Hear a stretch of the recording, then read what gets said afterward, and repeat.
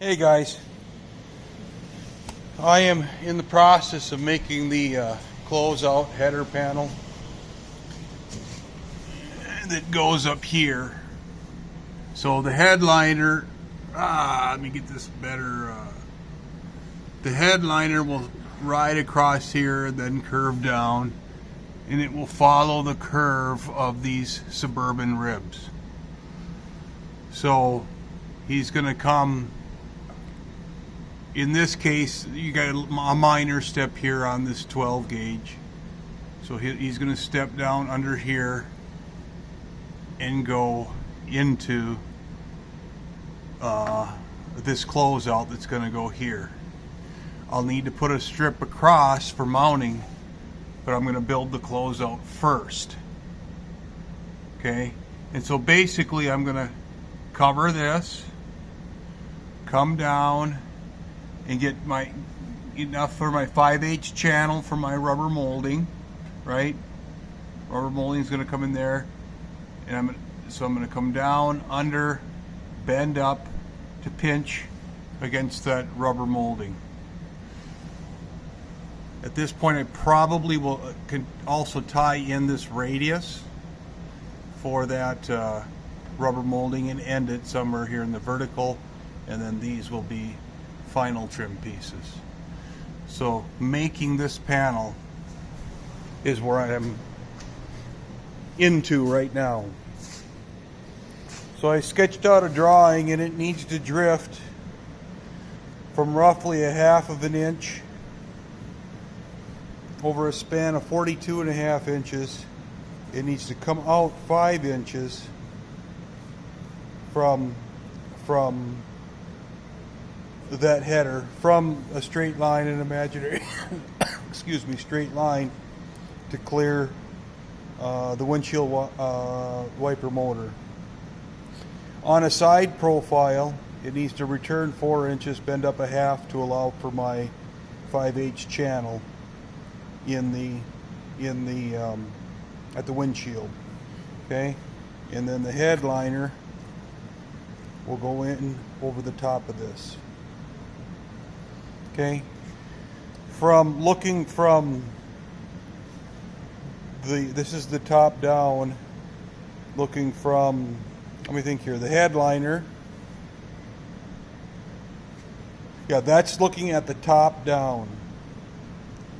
This is looking up from the back toward the front, toward the face of it.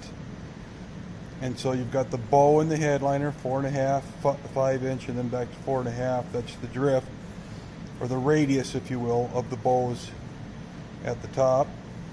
It needs to be flat and bent and then returned. Okay, so I did a process order. I need to somehow get, let me step back. I decided I would make this channel first. So I put a 3/4 leg on here and a 3/4 leg on here.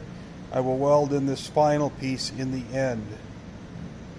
Because of the 2 radii, I have to go through several other steps to get to that point. So I figured I'd make a piece first, do this bend and this bend. Okay, bend them up. Then I would slice it. And originally I was thinking cut a radius. I would draw it and cut it. And I did make a profile that I printed out and very carefully put together. In that profile, this is the radius side, this is the straight side. I'm going to use this instead as a gauge for shrinking when I get to shrinking. So for a little more visual representation, then I made this piece. That angle is 100 degrees, and that angle is 80 degrees. I carefully placed it in my shear using my backstop and trimmed this off. The plan, And I can only call it a plan at this point because I haven't gotten there then. I made 1-inch increments, identified my center line, and now I'm going to step shrink from the middle and keep going out, putting it against my paper gauge, and come back. And when I put it back onto here, at that peak, at 42.5 inches, this is a 48-inch piece. I haven't trimmed it because this is going to radius. I should be a 1/2 of an inch below on both sides. Okay? And then I need to remove that 1/2 of an inch. So at that point, I am going to attempt to put it into the back of my shear and shear it off straight after I finish shrinking it. Wish me luck. Okay, so the last view we showed that I sheared it off and that I marked every inch. And you can see my shrink marks. The profile, the paper profile that I made, I identified the center line on the part. And then identified the edges. This is hard to do with one hand. I'm going to keep it just slightly above the line so that there. So I'm following the profile of the line now. So now the trick is going to be, I know that this point is a 1/2 of an inch below this point.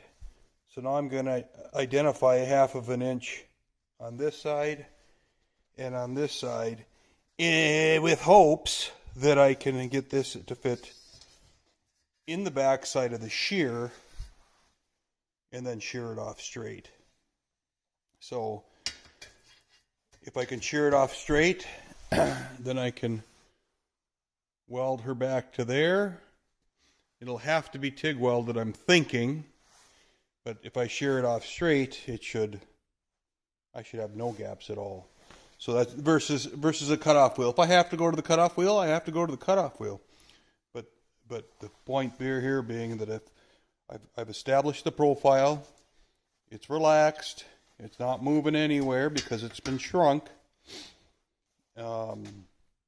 And so at this point then I shear it off. I quickly ran over and made that bottom profile.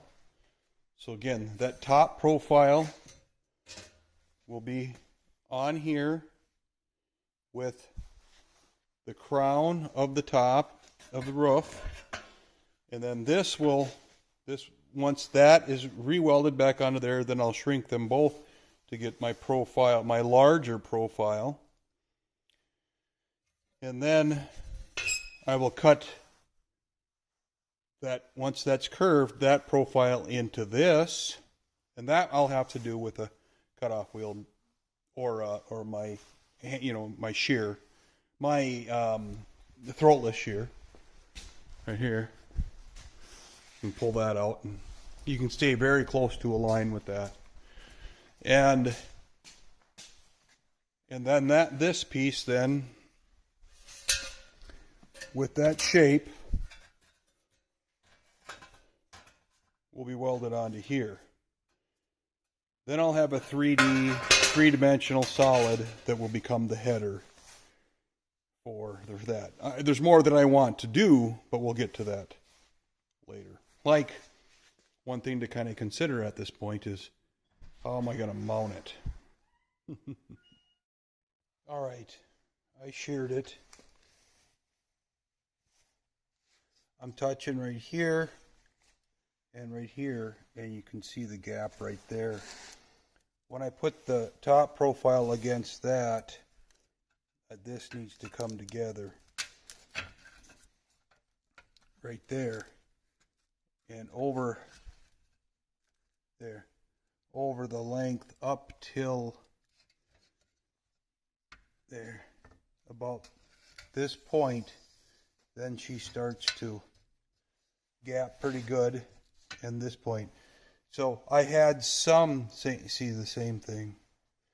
So right in this area here and in this area here, the material moved a little bit on the shear. Clearly, you know, as it was getting narrower and narrower, it was squishing the material out. So I will have to do a little bit of work, and I can probably just clamp it in the vise and put it on, use the metal file and clean it until I can get that gap back. These will pull and close out as I go, but I just need to get this prettier. And so one would think that it should be just a little bit open. So if I bring the top side to the line, make some adjustment.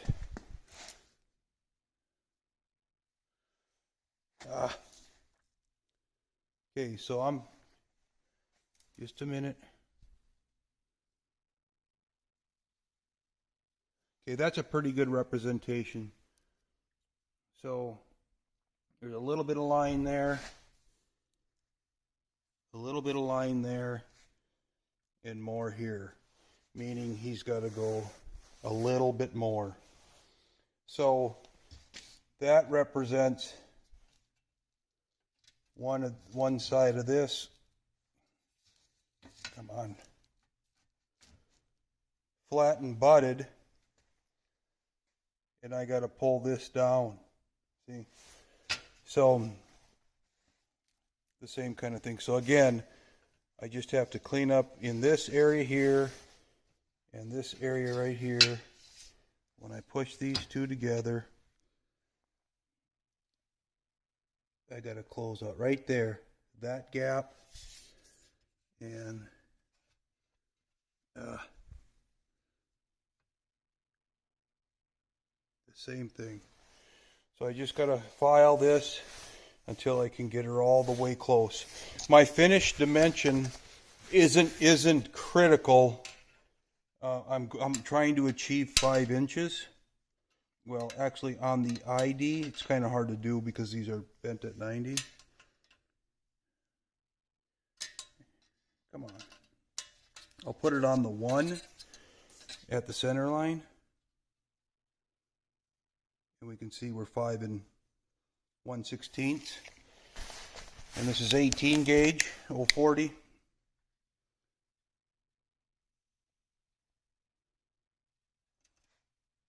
Come on. See,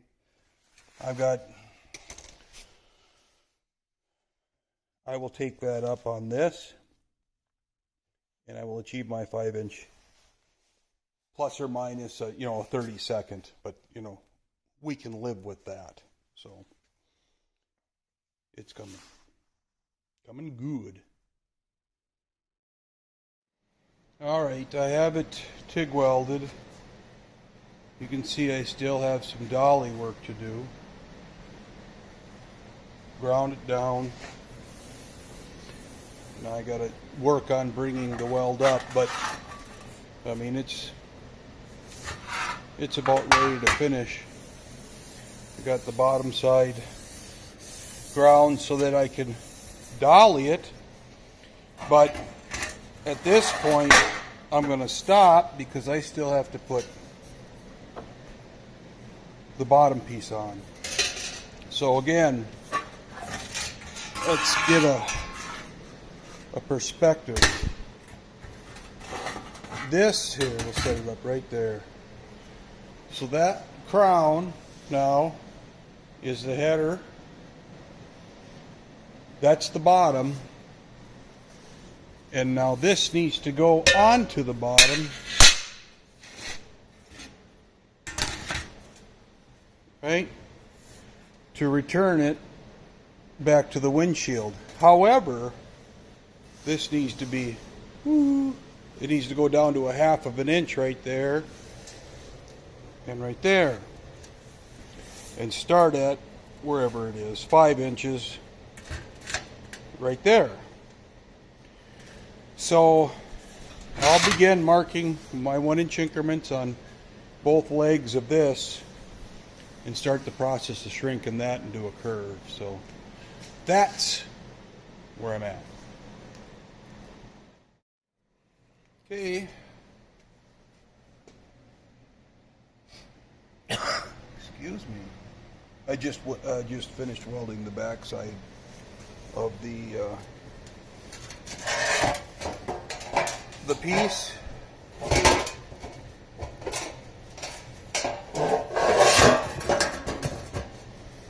And there's the top side. So now I just have to take the weld down and then finish planishing him out. So it's upside down. Let me see, it's sitting on that right there, and it's off the bench. It's upside down. That radius follows the headliner. That radius follows the door edge around the motor and down back to the door edge. So now it's time to start putting all the gingerbread in. I think I'm going to continue to planish and sand down the edges like I did that front as I go, to try to break up the project a little bit. But the intent is now to have 2 shelves, if you will, or pockets in here. And then this is the bottom, but the curve around the windshield profile and end a little bit up here. This will have to close out. There's a lot of little minor modifications as I take it in or put it in and take it out and move right along. So it continues to come along. It's looking good. All right, as with any project, you know, there's now the excuses come out. But see, this is pitched up and that's pitched up, and I want it wherever that thing ends. You know, actually up in here, there's going to be like this. There will have to be another band that goes across that tops out the height of the headliner, right? It's got to stop there so it doesn't bounce up and down off of that header. And whether I make it out of fiberglass or out of plywood or out of sheet metal or, you know, whatever it's made out of, I know that I can use 1/4 of an inch for tolerance, right? I know that there'll be a material thickness on here, there'll be foam, so on and so forth. And typically 1/4 of an inch or 3/16 or somewhere in that neighborhood gives me enough that should there be a small gap or anything else, it'll close out with the foam on it and all that kind of thing. So when I put that up there, I was making contact on both sides right up in here. In fact, I made contact and I was pretty well sighted on this channel right here, because that piece also locks in the molding up here. So it appeared that was more in line, and it ran in line very good, but there was some drift, a small drift downward here. So I marked the top here 1/4 of an inch down off of this edge and just followed this. Okay? And then I went over and I measured the header, and I established that this was 4 9/16. Yeah, and this was 4 5/8. So I still have my markings from the bead rolling, or the shrinking, sorry. And I went in at the 5-inch mark. Of course, this is cut off now to length, but the 5, the 10, I didn't need the 15, because I wanted to start this pitch down.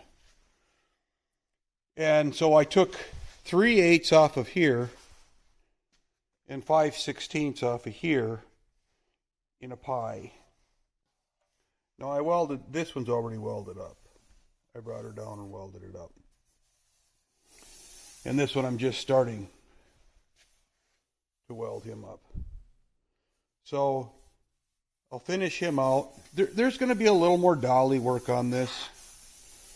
Also, I'm going to get it as close as I can get it. It's actually coming out real good. But I'll get it as close as I can get it so I can run that 80 grit over and like every other YouTube video, feel proud about it, and then have to put surfacing primer on it and blocking it and maybe a little glaze, you know, whatever else, just to get it established, because every car has that.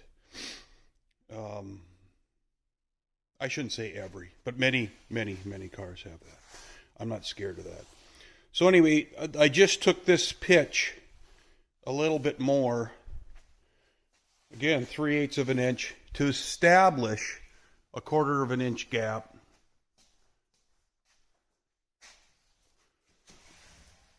up here.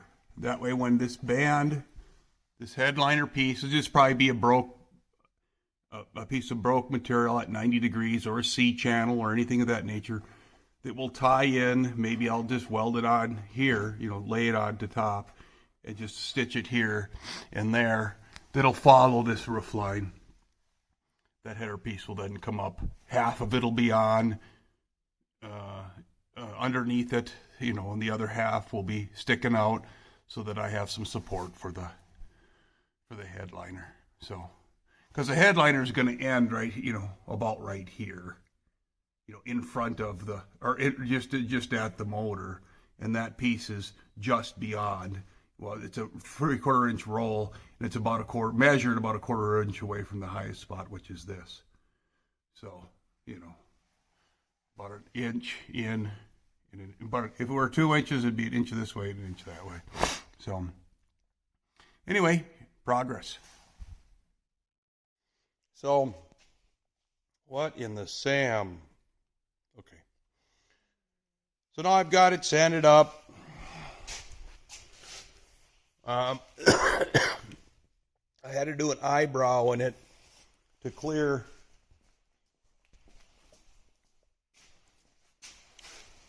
so it turns out this area here rises slightly above the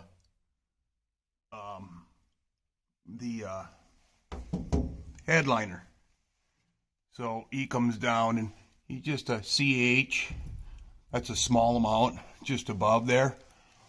Which is no big deal, but I need to relieve because that return, the dimensions for this cover allowed for the depth out for the sheet metal, but the return is an inch, or 3/4 of an inch, so I had to take a little bit off just to get her up in there. Everything fits. I made a mark here just to identify where my bolts are going to go on the pockets, and so that's what I'm involved with. I know this is probably confusing because, you know, I'm thinking about it as I go, and you know, every day, and you're just watching a video trying to figure out how the hell I'm making up the shit that I'm making up. Anyway, so I started with a line that's 1.25 inches above this line, straight and true all the way down, and then another line.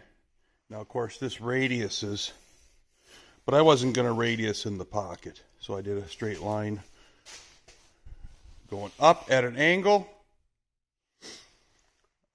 Taped those lines off and struck a magic marker line. Now, isn't that tape a little redundant? Well, the tape allows me to sight it right and get it nice and straight. The black line allows the tape to fall off if it does, and for me to still visually see where it's at. In this event, the tape started to come off, but I could stay right on the line as I cut. The black Sharpie line enables me to see both sides of the disc when I'm cutting on the line.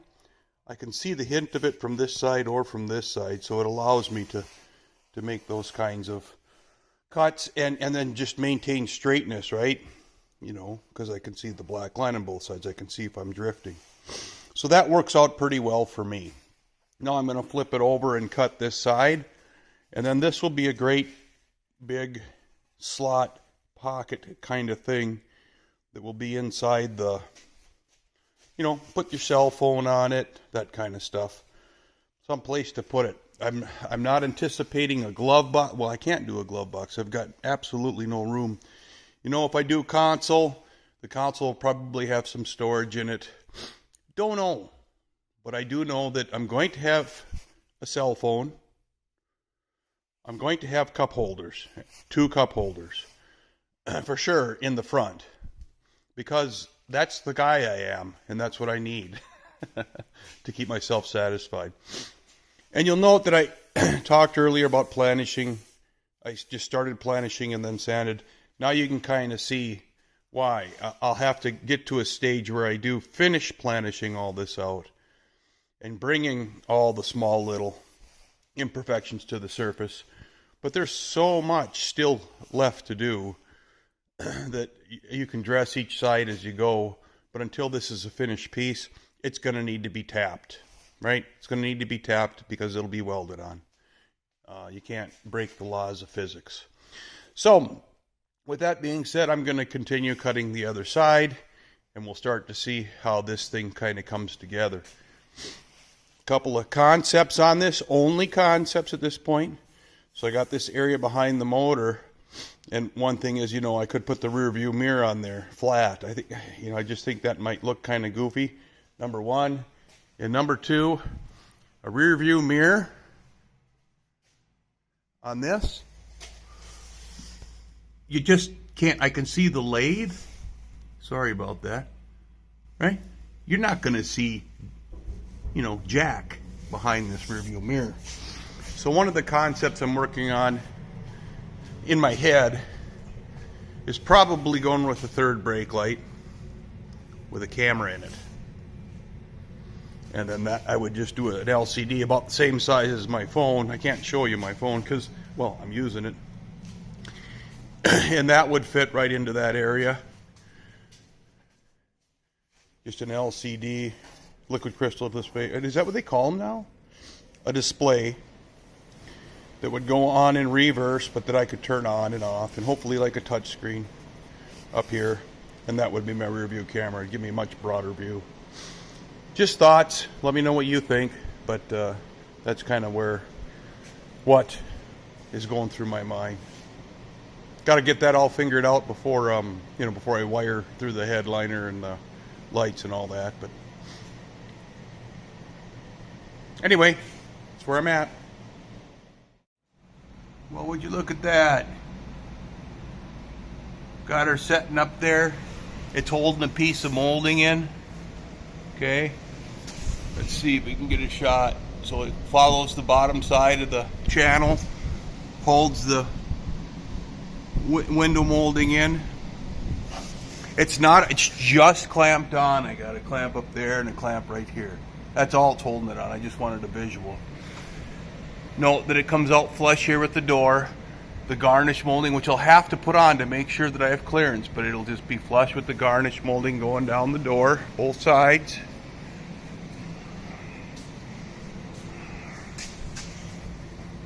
Okay, so the garnish molding will cover this. That'll come flush to the garnish molding. I'll finish off that radius on the windshield, and then it'll terminate right in here. Let me open the door. Okay, so it'll finish off right here. It'll come around. It'll probably return into the jamb right here. This whole piece will finish off. I'll leave a pocket up here. This will finish in. All that kind of a thing once I get to that. And it'll pinch down here. And then I'll do a trim piece that'll close out the jamb right here. I can't change this elevation.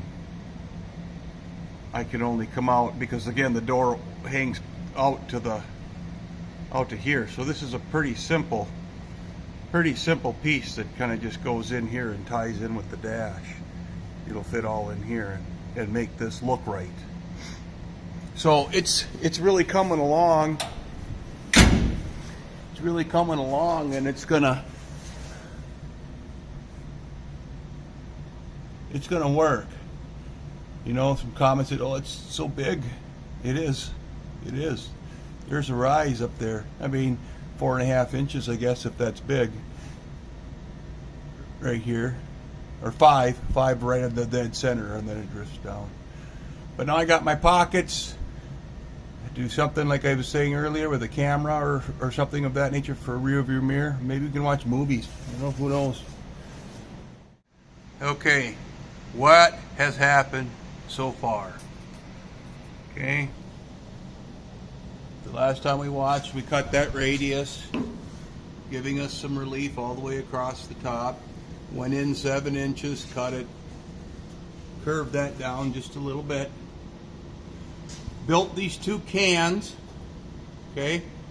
Cut out the material here on a template, built these 2 cans. They're not welded, they're just overlapped right here. They're not welded to this at this point. I tacked the back on it, and you can see the 2 1/4-inch bolts down low right there. Those will be cap head screws or something decorative in the end. Got that on both sides and centered it up. We'll look from the back here. Centered it up.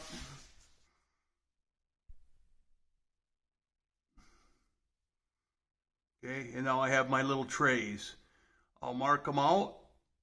How do I want to say this?